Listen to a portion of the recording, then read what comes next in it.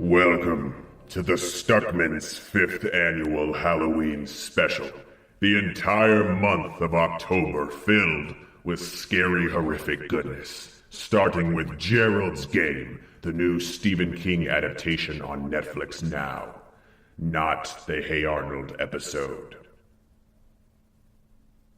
Gerald's Game is directed by Mike Flanagan, the man behind Oculus, Hush, and Ouija Origin of Evil, and it's, as I said, a Stephen King adaptation about Jesse and Gerald, an older couple who have lost their romantic flame, and they go to an old cottage in the middle of nowhere to have a sexual fantasy and discover, hopefully, some romance again. He chains her to the bed with handcuffs, and then he has a heart attack and dies. Whoopsies. The cleaning people aren't due to show up in quite some time. They have cut themselves off from their friends. No one's coming to rescue Jesse. They also left the front door open, and there's a rabid dog outside that's getting hungry. Now we have a thriller. Now, if you were to go into a studio and try to get this movie made, and no one had heard of Stephen King and nobody knew that it was a book by Stephen King, you'd probably say, well, it's a captivity thriller all in one location. You could shoot it for really cheap. We'll get some good actors. Yeah! And the studio would go, yeah! That's like the simple way to describe Gerald's Game. A captivity thriller. It's so much more than that, though. And Stephen King's book was, and Mike Flanagan's adaptation of it understands that. This is a character study. It's about a woman with a past that's very horrific. And this horrible situation she finds herself in which she begins to flash back to all of those times in her life, and it connects to her present, and she realizes why she is the person she is now. And it's sort of like a self-discovery for her. And it's beautiful. This movie is one of the better Stephen King adaptations out there. Gerald's Game is not one of King's best books. It's certainly not a bad novel. I mean, King cannot write a bad novel. Even his worst novels, like maybe Cell, for instance, they're not bad. It's just that it's not one of his better novels. But as an adaptation, it gets everything in the book right. There's a few things they've removed for time purposes, obviously, and there's a few minor changes, like how the husband has the heart attack and at what point in time he has the heart attack, and I like the changes.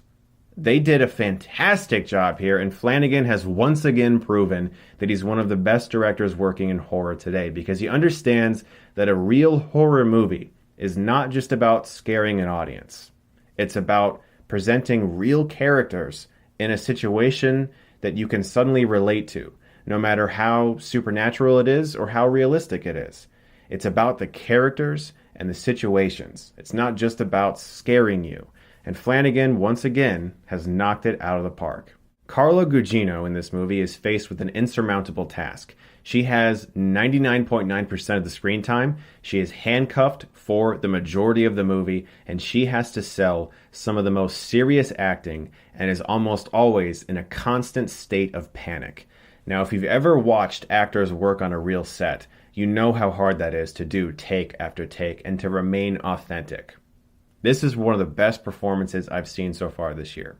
And if there's any justice with the Academy, she'll get nominated. She is fantastic. It's her best work to date. I've always been a fan of her, but this is definitely the best I have ever seen her. And not to be overlooked is Bruce Greenwood, who does a really great job at presenting a strange and dual character. In fact, both of them have to play dual characters, because once she starts to really lose her mind and become dehydrated, she kind of has a good angel and a bad angel on her shoulder, both of these people speaking to her. And they all have to play different versions of themselves, and it's riveting.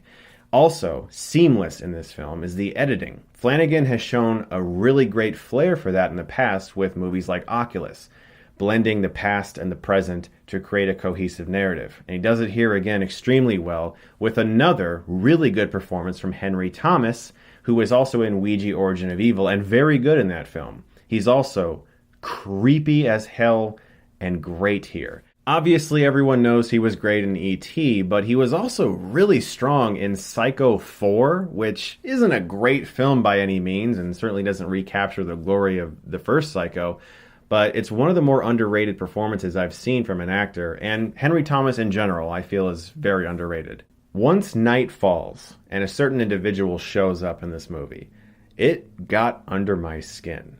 There are some very unsettling and goosebump-inducing visuals in this movie that had me on the edge of my seat. If you can tune into this one on Netflix, I highly suggest doing so. It's one of the better King adaptations I've seen. It's not an amazing, like life-changing Shawshank Redemption film, but as an adaptation, with the limited things they could do with the novel and with the characters, they got it all right. The only issue I had with the movie is basically the same issue I had with the novel, so I won't get into the spoilers because it involves the ending.